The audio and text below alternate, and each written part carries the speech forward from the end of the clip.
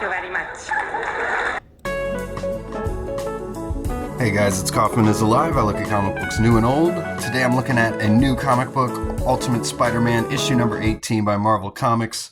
This was a $4.99 book. We got Jonathan Hickman doing the writing, and we got Marco Checchetto back on artwork on this issue. I was not able to get a variant cover. I do like to get the variant covers on these Ultimate books because they always put the A cover on the interior, even if you get a variant. But this is all they had at this point because there was a couple pretty cool variants. It looks like they were all bought up by the time I got to my shop. But I've been enjoying this series so far. I have done reviews of every issue of Ultimate Spider-Man this run, so go check those out if you haven't yet. I do post daily comic book reviews. I've got over 600 reviews on my channel, so go check them all out. And again, please subscribe, like the video, all that stuff, so you can get my videos up on your feed when you log in. And this series has been really good, but kind of my main complaint at this point in this series has kind of been the lack of Spider-Man. And we get Spider-Man back in this issue. He's pretty much in the whole issue, along Peter and his family as well, Mary Jane. He's got his daughter May Parker, his son Richard, who's actually the black costume Spider-Man here. He's got the Pico suit that was given to Peter by Tony Stark. His son has taken it, and they've all been out in the desert. They've kind of been exiled, trying to hide from the Kingpin and the Sinister Six. And another weird thing about this has been Mary Jane's characterization. I feel like all the other characters, for the most part, have been very well established, fleshed out.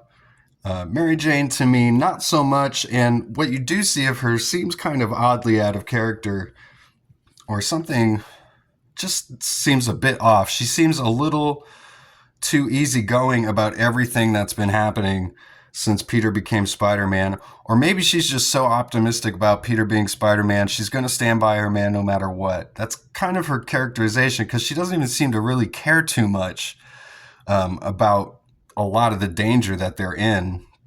And even at the end of this issue, Richard Parker disappears, and her reaction seems a little bit underwhelming, in my opinion. But we see the reunion of Harry and Peter here in this issue.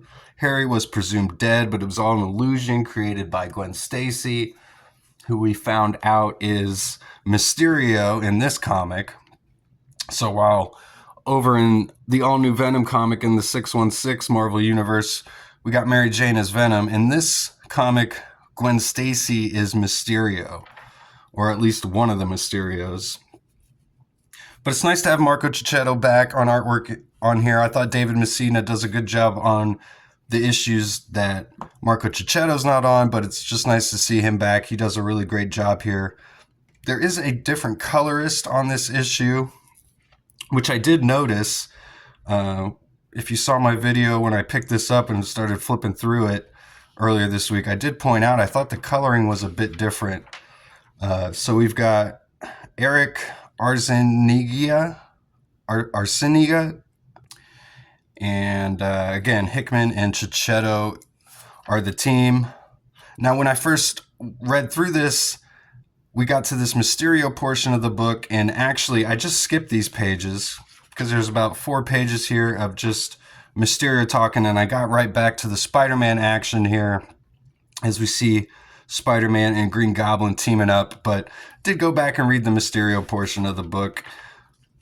Again, this storyline seems very out of left field to me.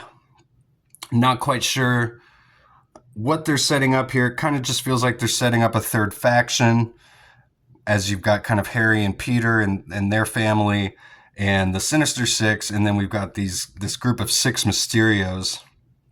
We kind of find out who most of them are here, including Robbie Robertson is one of them, Wesley, who is the assistant to Wilson Fisk, and Quentin is, of course, the original Mysterio, and he's here kind of leading the group. And they've got this amulet that they pass back and forth that can create all the illusions, and one can use it. They've got this catchphrase. It says, 1 to wear it, 5 to share it. So a silly little rhyme. It says, "We are Mysterio." He seems a little hesitant at this point because they're all worried about what Gwen Stacy has done. She's attacked the Kingpin. And this woman here is also working for these the Mysterios here. I'm not sure who this character is. If you know, let me know. They don't name her here in the book. I'm not sure if I'm supposed to recognize her or not, and I don't. So let me know in the comments. But again, we got a different color artist, which I noticed definitely on these Spider-Man pages. And I do like the coloring here. It looks a little bit more saturated to me than some of the previous issues. I like this panel a lot. This looks like a throwback to some John Romita Sr. looking Spider-Man pages. For sure. Actually, I think Marco Checchetto, if I remember on Twitter, actually did call out that this is a callback to a previous Spider-Man issue. I'll try and pull that up and post that here on the video while I'm talking here, so you can see what issue he paid homage to here in this panel. But we've got Spider-Man and Green Goblin here. They say they got about an hour to kill, so they're going to go bust some bad guys. We get some nice little cameos here. There's the Shocker. We got Hammerhead here. This looks like the Vermin. So some cool pages there.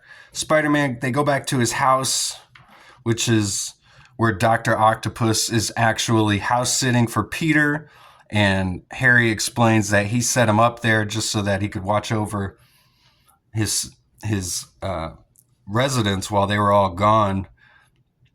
And I think originally it was when Peter and Harry were still in the Savage Land, and he sent Otto to look over Peter's family. But once they all left, Otto just started crashing at their house, which didn't make Peter too happy. And he actually webs him up, and then they just leave him here. And Peter says, "Maybe I'll come back and get you."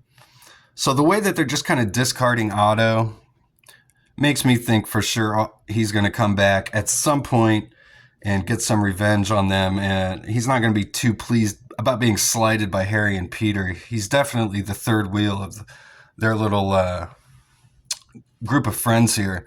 But it's kind of funny in the Absolute Batman book, if I can go on a slight tangent here, very similar in that Absolute Batman story to this Ultimate Spider-Man, how we got the main character who's friends with all of his normal villains, but in this universe, they're all kind of starting out as friends.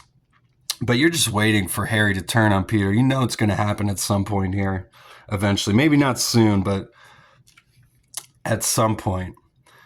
And then we get at the end here, Peter or Mary Jane and J. Jonah Jameson, they're going to go check on Richard, but they find out that he's gone. And here's the scene where Mary Jane finds out that he's gone.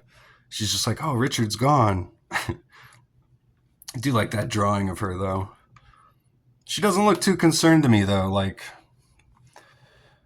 we see Richard here, though. He's texting with his girlfriend, who's actually Felicia Hardy here. We see the costume come on. It's like a Venom symbiote. He's actually started to call himself Venom already. And the suit talks to him much in the way Venom does. And we find out he's got like a cloaking invisibility power as well, the suit does. So they're able to sneak onto the plane as Peter and Harry are going back to New York City. And Mary Jane and J. Jonah Jameson and Ben, they're all going to stay in the desert. So while Spider-Man and Green Goblin go and start a war with the Kingpin, they're going to try and keep everyone safe out in the desert. So we immediately go to New York City here, and we see Richard Parker meet up with Felicia, who lured him here, claiming she was in trouble. But it turns out it's just the office of the Kingpin here. We see all the bullseyes. The original Black Cat is here in a wheelchair. And Wilson Fisk says he needs his help. He says, "I know you work with Spider-Man. And one way or another, you're going to give him to me." And he can't understand why she's turning on him here. He says, "Were you lying about us?" And she says, "No." "Then why would you do this?" he says. And she goes, "Isn't it obvious? It's in my nature." So it looks like Richard is going to have to make a serious choice here. And not a bad issue. A lot of talking in this issue. There's actually kind of a funny line here by Gwen Stacy. She goes, "What we do is talk and then talk some more. Talk, talk, talk." And there's a lot of talking in this book for sure. They did have a couple pages. Literally, Spider-Man and Green Goblin had some time to kill, so there's an excuse for a couple pages of some action. But they really do need to pick up the action in this book, I feel like. There have been a few issues kind of just dedicated to action, it feels like, but they need to mix it up a little bit more. So those are my thoughts on this book. Let me know what you guys thought. This is still one of my favorite Marvel comics. Might be kind of a low bar right now. I don't know. What do you guys think? Let me know. And I'll see you guys on the next one.